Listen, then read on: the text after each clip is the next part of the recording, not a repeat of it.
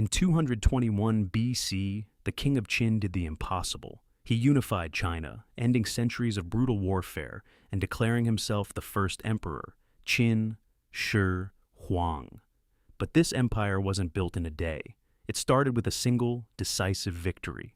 The first kingdom to fall wasn't the biggest or the strongest. It was a small, often overlooked state caught in the worst possible neighborhood. This is the story of how the state of Han was destroyed. Introduction. The weakest link. To understand the fall of Han, you have to understand its geography. After the partition of the massive state of Jin, Han was born in a terrible position. It was landlocked, smack dab in the middle of the powerful states of Chu to the south, Qi to the east, Wei to the north, and the rising superpower, Qin, to the west. Scholars often romanize it as Han to avoid confusion with the later Han dynasty.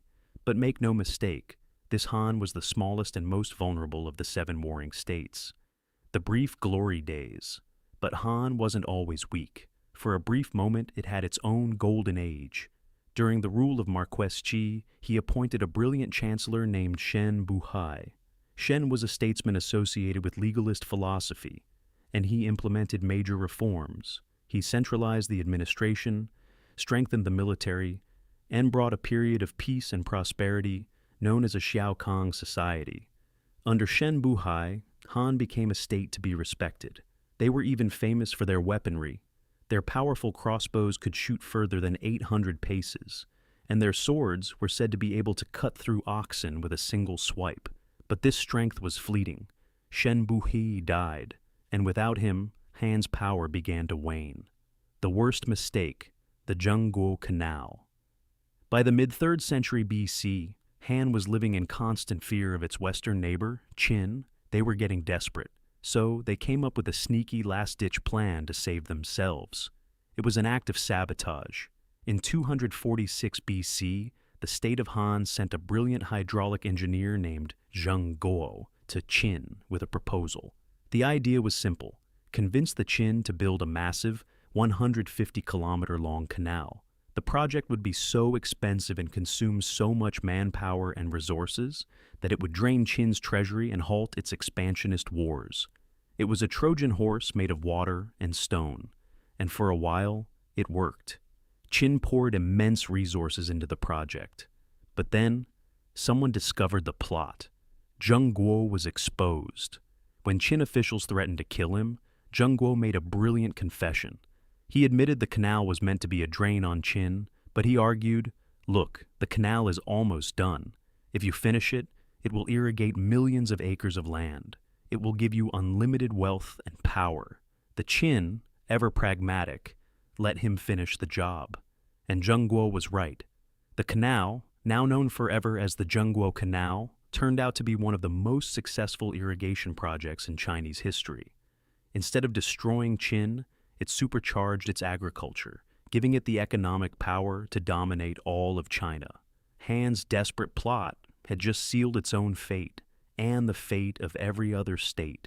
The bloody prelude, the Battle of Changping. Even before the canal was finished, Han was being squeezed. In 260 BC, Qin launched an attack on Han's northern commandery of Shandong. It was a strategically vital piece of land. The governor of Shandong, rather than surrender to Qin, offered the territory to the state of Zhao. Zhao accepted, and Qin was furious. They redirected their massive war machine at Zhao, leading to the legendary Battle of Changping. It was a brutal siege that ended with the Qin General Bai Qi massacring an estimated 400,000 surrendered Zhao troops. The battle didn't destroy Han, but it showed the world just how ruthless and unstoppable Qin had become. And it all started because of Han's land. The final act, the conquest of Han fast, forward to 230 BC. Xinzheng, the future first emperor, has consolidated his power and is ready to execute his grand strategy. Ally with distant states and attack those nearby. Han was the closest and the weakest. Xinzheng dispatched a general named Shi Teng, whose title literally means captain of the capital, to lead the armies south. The Qin forces crossed the Yellow River and marched directly on the Han capital, Xinzheng. There was no dramatic last stand. Han was outmatched. Within a year, the campaign was over. King An of Han surrendered. His kingdom was absorbed into the Qin Empire and reorganized as the Yingchuan Commandery. The smallest of the 7 warring states was gone.